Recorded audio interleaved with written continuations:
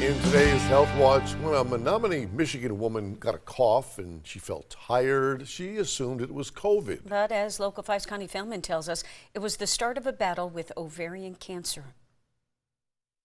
After dedicating more than 25 years to sharing her passion for reading, health issues prompted an early retirement for Ann Best.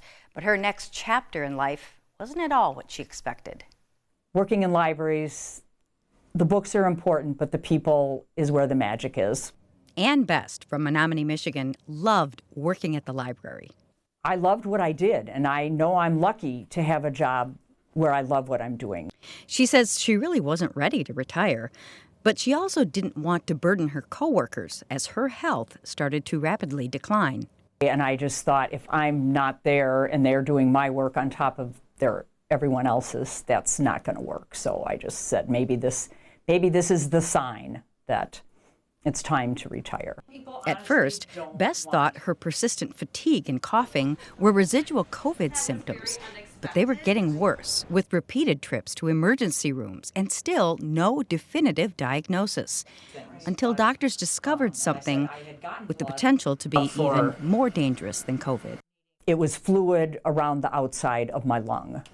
Dr. Elizabeth Dixon-Mickelson, a gynecologic oncologist at Aurora Baycare Medical Center, says Best's experience is unfortunately not uncommon. The fact that she came in several times, wasn't really sure what was going on, is very common for patients with ovarian cancer because the symptoms are so vague, it's difficult to tell what exactly is going on.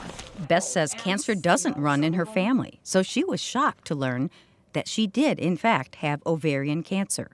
This can affect you regardless of whether you think you have a strong family history of cancer or not. Bess underwent surgery to remove a mass in her abdomen, followed by chemotherapy. Right now, I'm living my best life because I'm feeling better than I have in a year or more. There is technically no cure for ovarian cancer. Mickelson says Best responded well to chemotherapy, but she'll continue to be monitored for any signs that the cancer could be returning. So we don't really use the word cure or remission anymore. It's more surveillance. In the meantime, Bess says she wants to encourage other women to listen to their bodies and keep asking questions until there's an answer. Looking back, she says the symptoms leading up to her cancer diagnosis were actually a blessing in disguise. As awful as that was, that really saved my life because it made me keep going back to the doctor, to the ER, to wherever. To learn more about women's cancer treatment options at Aurora Baycare, schedule an appointment with a gynecologic specialist at aurorabaycare.com/appointments or call 920-288-8000. And that's your Health Watch. I'm Connie Feldman, Local 5 News. Thank you, Connie. Tomorrow in Health Watch, living without lungs. How doctors are buying time for people who have run out of options.